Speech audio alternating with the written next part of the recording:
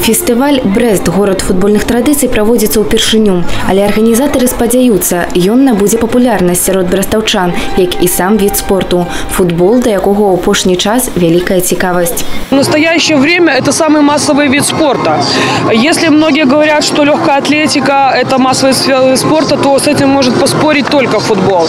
Потому что, как видите, футболом как профессиональным, так и массовым занимаются практически все мальчики, в настоящее время уже и многие девочки в городе Бресте. Только Центр Олимпийского резерва собирает 650 учащихся. На фестывалі ўрачыста ўзнагародзілі пераможцаў юнацкіх першынстваў Рэспублікі Беларусь па футболе. Ацвіком праграмы стала выстава рэдкай футбольнай атрыбутыкі.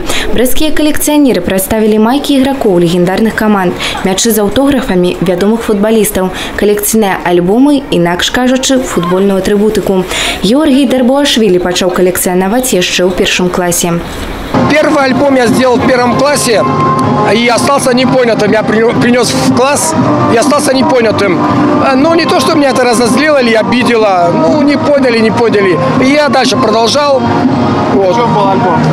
О спорте все подряд клеил. А потом со временем уже, конечно, разделил. Вот это футбол, вот это гимнастика. Новый фестываль – это заклик до здорового ладу жыцця и популяризация футболу подрастаючага пакалення.